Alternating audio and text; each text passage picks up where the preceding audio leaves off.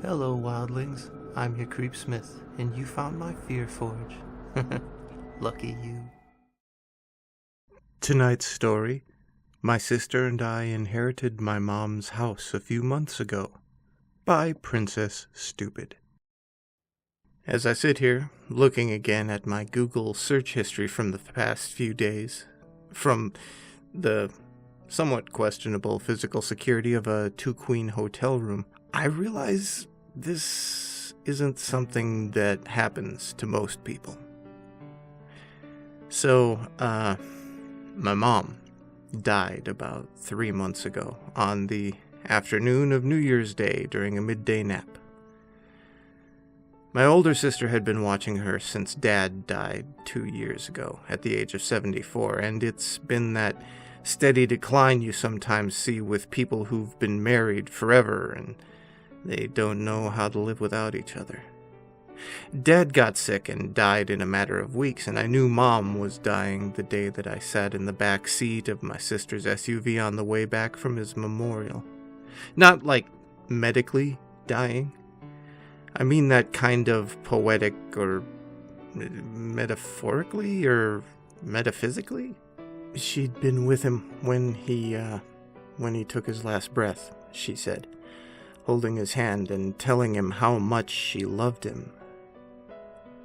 I don't know what it is like to be with someone in their last moments, but I could only imagine the damage it could do to someone's head. My sister upended her life, moving from the suburb on the opposite end of the city to live with Mom and make sure she was taken care of. I mean, I would have done it, but Mom never liked me as much as she liked Angela. She never said that, of course, but considering my sister took the honorable route and got a job in an accounting firm while I was chasing open mic nights to practice my stand-up, it's pretty clear. It's, whatever. Anyway, Mom died in January, like I said. Angela took care of everything, which was lucky because if it had been my job, I don't know if I'd have known what to do, and I might have just asked some research center to come and get the body, do tests on it. Mom would have hated that, but she wasn't going to be able to complain.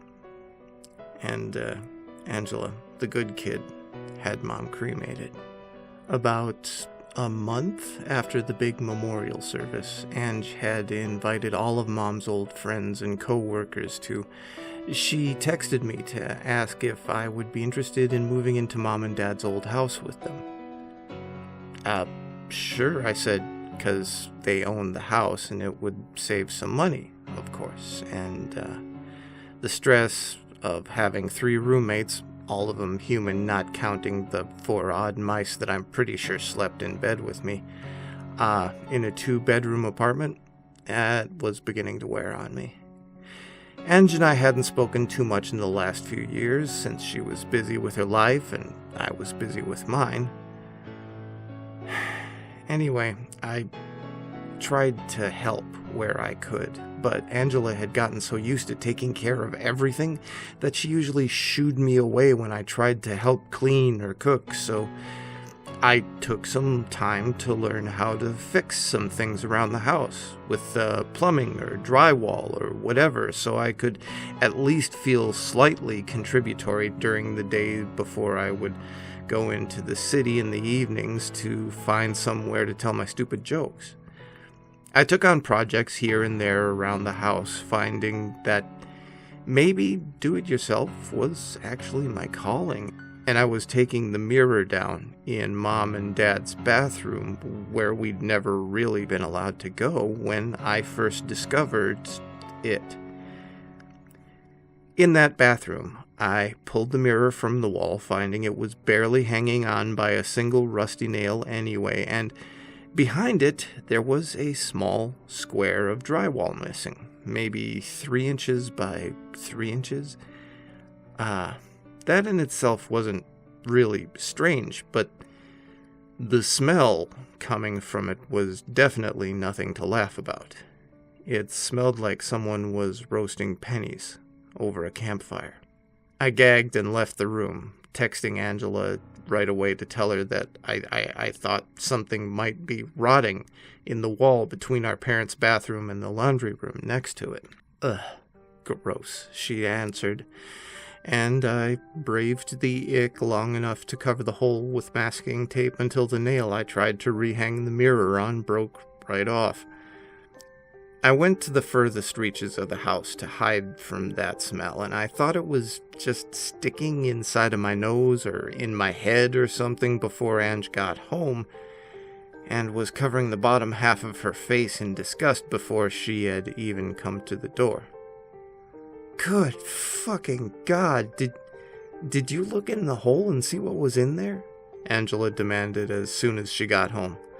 The whole house smells like used tampons and burning hair. A slightly better description than the one I've given you, but maybe you get the idea now. Ugh.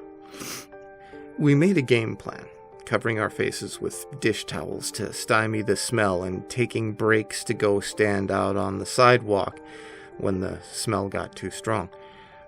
I investigated the laundry room, finding where the other side of the wall was, and I had to move a tall metal shelf where Mom had organized all of her towels and cleaning supplies in neat rows to find the wall behind it. There was the faint outline of what must at one time have been a door. It had long since been painted over, leaving only an indented seam where the door had once been. There was no handle, obviously, and if I had to guess, the hinges were on the other side. We had grown up in this house. How was there a fucking room that we didn't know about? After showing Angela what I'd seen, she said that she wanted to barf, and we drove to the Holiday Inn Express to get a cheap room for the night, since she had made the good point that we would never be able to sleep with that smell cloying through the house. So I searched a few things on Google. Entire house smells like blood and burning? ? A gross search that yielded a few pictures of animals that had violently died in some people's tents. Well, that was a possibility, but given that the smell started the moment that hole came uncovered, I put those thoughts on the back burner. There was something in the hole. House records by address.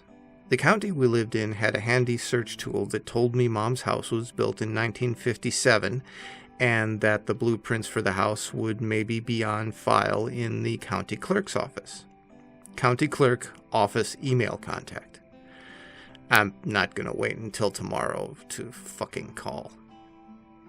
I heard back from the clerk's office at about 10 a.m. the next morning, and the lady had helpfully attached a PDF of the blueprints to the house, so I examined them as Angela dried her hair from the shower, carefully braiding it in anticipation of the gross day that we had ahead. She had taken a sick day off work after she hadn't slept well at the hotel, saying that she didn't feel right working all day when the house seemed so fucked up. The blueprints were pretty shitty quality, honestly, but the faint lines were plenty for me to identify the bathroom where I'd found the hole. There was what appeared to be a linen closet there, between the bathroom and the laundry room where I'd found the outline of the door. And when I told Angela as much, she asked some questions that I couldn't answer. How long had that closet been sealed off? Did Mom and Dad even know it was there? And how long could a room that smelly take to clean? As we loaded up in the car, having checked out of the hotel, I searched up a few more things. How to open a secret door in your house. The results were mostly YouTube videos on how to install a secret door. I didn't know the architect from Clue had a YouTube account. How to open a door that's been sealed shut. Mostly results from video games, but after some scrolling, I saw some people suggest a sharp putty knife and a reciprocating saw might do the trick. Hardware store near me. Nearest one was about 5 minutes by car from the Holiday Inn. Ange let me go into the store by myself, and I walked out $110 poorer with an electric saw and a sharp knife. We got to the house, and I went straight for the laundry room, instructing Angela to go to Mom's bathroom and look through the hole, telling me if she saw light when I stabbed the seam between the door and the wall. She looked uneasy going into the bathroom, but I hadn't expected her to scream. "Oh, get the fuck out of there!" she shrieked from the front door, and I didn't question my older sister's instructions, booking it the fuck out of there after her. "What? What happened?" I asked, closing the front door behind me. I could hear my heart in my ears, but Ange was turning an interesting shade of green. "The tape was gone," she said quietly, turning around to empty our McDonald's breakfast onto the garden and then some. I kinda wanted to puke too, but one of us had to keep it together. The masking tape being gone on its own was annoying enough, but not vomit-worthy, and I almost said as much, but she kept talking. The tape over the hole was gone, and I hadn't gotten the light on yet, but I saw an eye looking at me. Now, there's a very peculiar fear in seeing someone very brave and collected completely losing their shit. And more than what she'd said, I was terrified because Angela clearly didn't want anything to do with any of this. "You're sure?" Ange walked out to the sidewalk, sitting on the curb and putting her head in her hands. "Yeah, there was a fucking eye. It looked at me.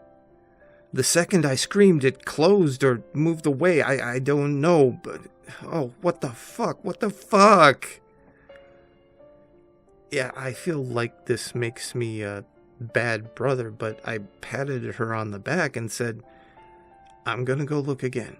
It was probably a trick of the light, and since you were scared, your brain probably saw something that wasn't there." I'm so dumb. I've seen movies. Angela told me not to go back in there, but when I insisted we couldn't walk away forever, she slowly nodded and said that she would wait at the door while I went back in. The smell was stronger than ever now, and as I went into the bathroom, the sickly trepidation that made me want to vomit then and there was almost enough to turn me around. The door to the bathroom was still open, and I guessed that Angela hadn't taken much care to mitigate the smell by keeping the door closed like I had. I reached into the bathroom before I went in, turning on the light to keep any tricks of the light and imaginary eyeballs at bay. The masking tape was on the floor of the bathroom, like it had been torn off in one chunk, and the hole remained dark. No eyes looked back at me, and when I shined my phone light into it, I didn't see much since the hole was so small. It was just me and the burning blood smell. "There's nothing here," I reassured Angela as I left the bathroom. The tape probably just didn't hold. I'm going back into the laundry room, and I'm going to try to get the door open." She didn't move, nodding with her face devoid of color. If she wanted to stop me, she didn't have enough air in her lungs to talk, so I walked around to the laundry room and picked up the shit that I'd dropped when she screamed and got back to work on the door. All in all, it took me about half an hour to carve through the thick coat of paint keeping the door sealed. And I talked to Angela the whole time, trying to stay casual despite the fact that I could feel my guts trying to get out through my esophagus. Whatever dead animal had gotten into that closet, the smell was gonna hit me like a fucking Mack truck, and I knew that I had to be ready. The paint around the door eventually came free, and to my disappointment and relief, it didn't just swing open to reveal its sordid secrets. I fucked the spot where the knob would have been for a bit, poking and prodding it with the putty knife. I hadn't been speaking to Angela for a moment so I could concentrate, and I managed to make enough of a gap in the door mechanism that I could get in there with my fingers and pull the mechanism to one side. I was so caught up in my celebration that I'd figured out how the door could open, that when it came loose and actually opened a crack, I hadn't thought to hesitate and brace myself. And the smell, oh my God, it hit me like a tidal wave. And when I saw the mess inside, I took a step back, choking, gagging. The bottom of the closet was littered with a substance I can only describe as something similar to wet jerky, red and wrinkled and shiny. And curled in a corner in the back, retreating from the light of the laundry room, was a filthy, red, malnourished body with wide, bloodshot eyes trained right on me. The skin around its mouth had been eaten away, forming what seemed to be a feral grin. "And?" I screamed, and as she came running, I stopped her so she wouldn't see what was inside. "Call 911, I ordered, blocking the doorway. She turned away, and I heard her speaking to an operator by the time she got to the front door. I took out my phone, trying not to retch, as my shaking hands tried to tap out one more Google search. How long can a man in his 70s be kept alive in a closet? And I thought my family was screwed up. Stay scary, wildlings.